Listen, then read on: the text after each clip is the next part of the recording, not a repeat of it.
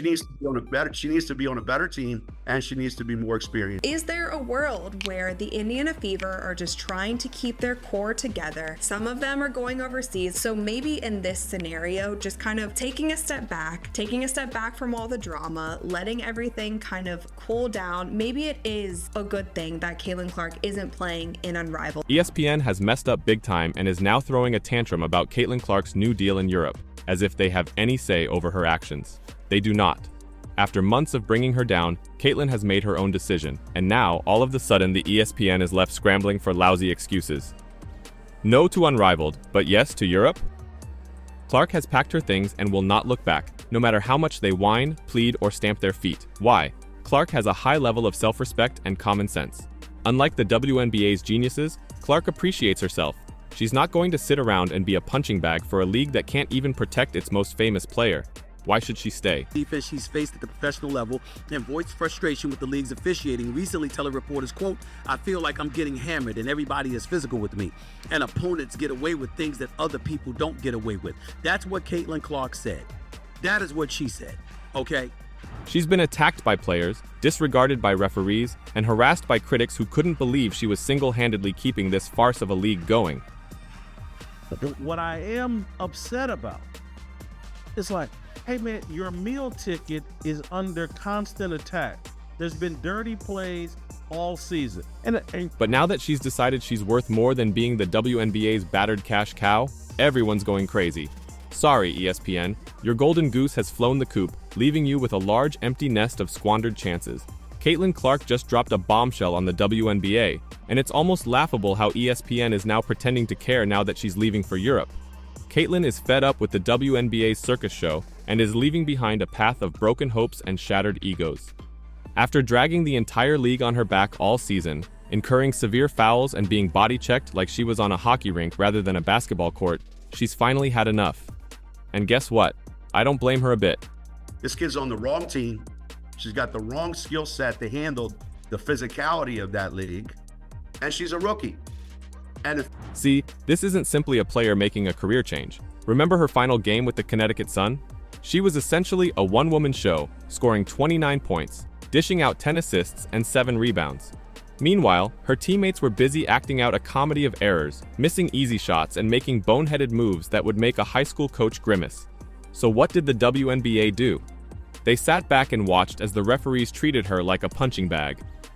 Fans did not sign up for a UFC battle, but the WNBA became one anytime Clark on the floor. Caitlin Clark was assaulted yesterday in her very first playoff game in the WNBA.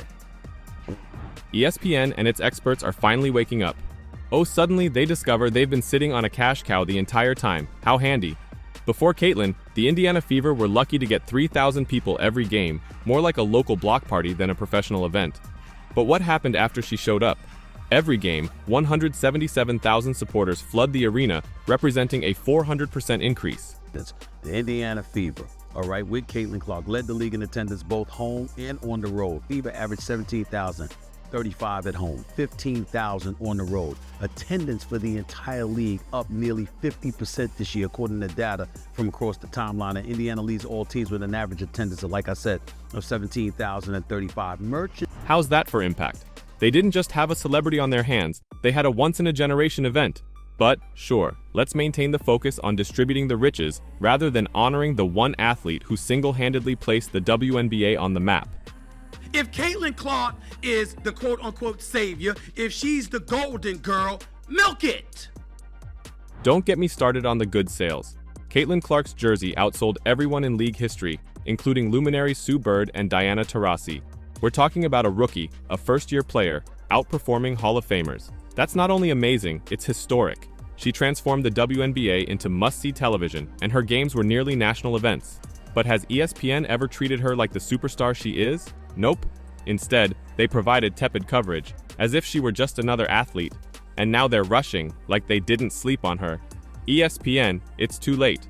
You missed the boat, which has already crossed the Atlantic. She needs to be on a better team, and she needs to be more experienced. Let's speak about viewership.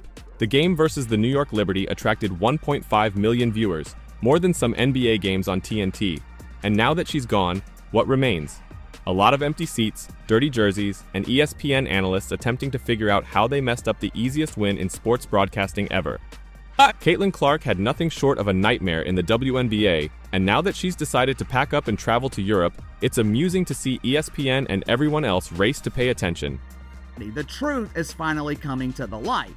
The same light that is going to be dimming here in about 12 hours when Caitlin Clark is eliminated from the playoffs.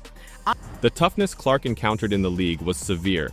Every time she laced on her shoes, it seemed like she was entering a street brawl rather than defending herself. She was being beaten, pushed, and elbowed. Basically every filthy tactic in the book. How did the league respond? By pretending that nothing was occurring. Imagine you're a rising star and the face of a franchise, but the league treats you like a punching bag. It's important that we point this out. One of the things that I brought up this morning in talking about Caitlin Clark is that some of the players, you want to use the word jealousy, fine. You want to use the word envy, fine. You want to use the word resentment. We want to play with words. That's cool.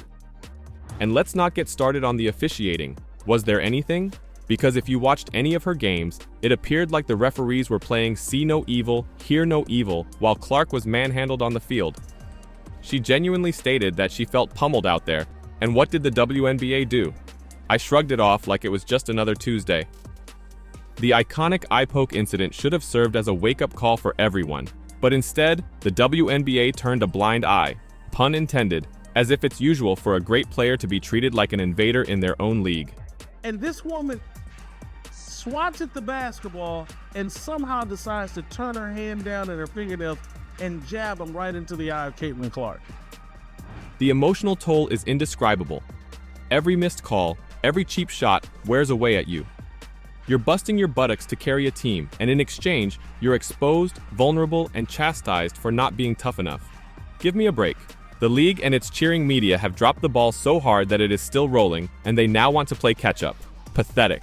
Club. During the first 2 minutes of the first round playoff game of the Connecticut Sun versus the Indiana Fever, DeJounte Carrington poked Caitlin Clark in the eye. Caitlin fell to the ground. She was holding her face. The refs did not call a foul. They didn't call a flagrant foul. The play continued. But now a lot of people online are asking for the WNBA to review this play because as multiple angles have come out of this play, it seems like it might have been intentional. But wait, it gets much better. Consider Alyssa Thomas's statements concerning racial racism in the fan base. Thomas leveled claims that Clark's appeal stems from racial dynamics rather than, I'm not sure, her jaw-dropping brilliance. So what did ESPN do? It's all just misguided over-hatred of Caitlin Clark and pointing the finger at those guys, they're the racists, when really, y'all are the racists. The people coming up with excuses to hate Caitlin Clark and the new fan base that she brought. They ate it up, racing with this ludicrous story like it was breaking news. Instead of focusing on her record-breaking performances, they framed her accomplishment through the lens of race. Seriously? Clark was out there breaking ankles, establishing records, and carrying a team on her back, and they want to turn her success into a racial issue. Honestly, it's been a lot of nonsense. I think in my 11-year career, I've never experienced the racial comments from the Indiana Fever fan base. We had her face on a serious matter that happened in this world, and it's unacceptable, honestly. And there's no place for it. And then, because they plainly can't read a room, they lean in, attempting to stir the pot even further. How did Clark respond? She held firm, claiming that her success is the consequence of hard work and determination, not some fabricated racial narrative.